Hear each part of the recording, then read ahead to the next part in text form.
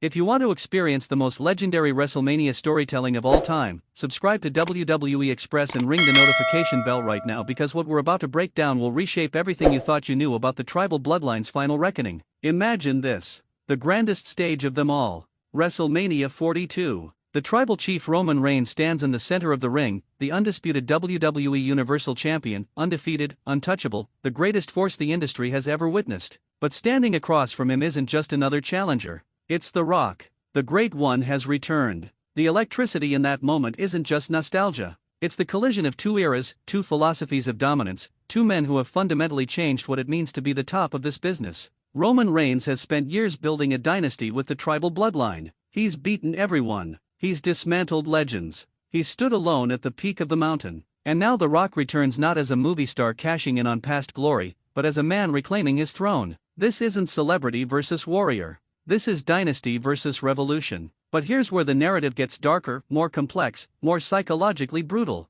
Behind the scenes, Triple H sits in his office and makes a confession that changes the entire trajectory of WrestleMania. He reveals that the bloodline's rise wasn't organic. It was orchestrated. The general manager of WWE orchestrated circumstances, allowed certain matches to happen, positioned Roman Reigns precisely where he needed to be. Triple H admits that he created a monster he can no longer control. Roman Reigns isn't just a wrestler anymore. He's become the embodiment of everything Triple H built. But now, with The Rock's return, there's an opportunity to reset the entire landscape. This confession isn't just character development. It's WWE taking control of its own narrative again. Now shift your focus to another angle that's been building in silence. Gunther, the ring general. The man who has dominated the landscape with pure technical superiority, who has destroyed anyone placed in front of him with methodical precision, who represents the evolution of wrestling as a pure sport. Gunther doesn't hate John Cena because of some surface-level personal grudge. Gunther hates what John Cena represents.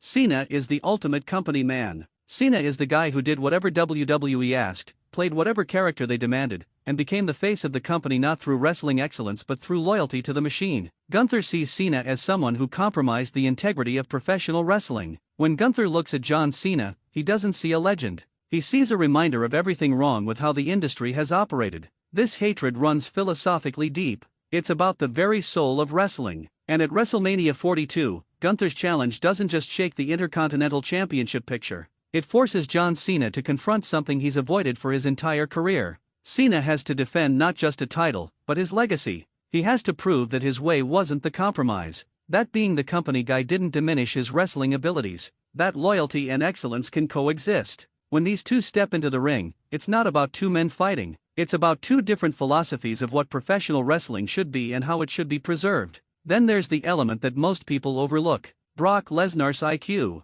This isn't about being smart in the colloquial sense. This is about Lesnar's calculated approach to his return and his positioning at WrestleMania 42. Lesnar has been absent. Lesnar has been the wild card. Lesnar is the unpredictable force that changes everything. His presence at WrestleMania isn't accidental. It's strategic. Lesnar has historically been positioned to disrupt the narrative. He's been the Paul Heyman client who arrives when the landscape is most vulnerable. And at WrestleMania 42, with Roman Reigns facing The Rock, with Gunther and Cena locked in philosophical warfare, with Triple H's confession hanging over everything, Lesnar's involvement becomes the variable that nobody can predict. Here's the psychological layer that elevates this beyond typical wrestling storytelling. Lesnar doesn't just fight to win. Lesnar fights to prove something about himself. He's always been the guy who needed to prove his legitimacy in this industry. He came from legitimate fighting backgrounds. He's always had something to prove to the wrestling audience. And at WrestleMania 42, whatever Lesnar's involvement is, it's rooted in that same fundamental drive.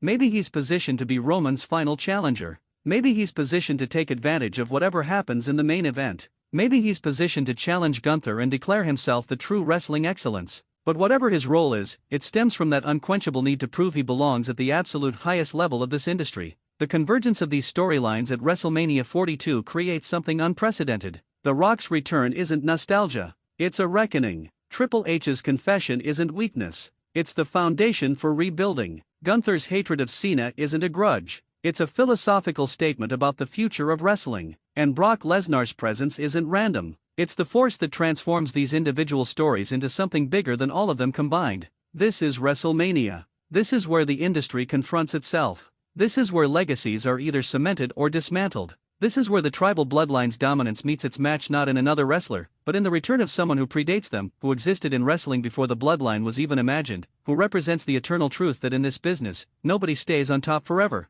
The beauty of WrestleMania 42 isn't in any single match. It's in how every angle, every confession, every philosophical conflict, every strategic maneuver builds into a moment where wrestling itself has to decide what it wants to be moving forward. That's the story. That's why you need to be watching WWE Express as we break down every nuance, every psychological layer, and every consequence of what happens when these forces collide on the grandest stage of them all. Subscribe to WWE Express now and don't miss a single analysis of the most consequential WrestleMania in modern history.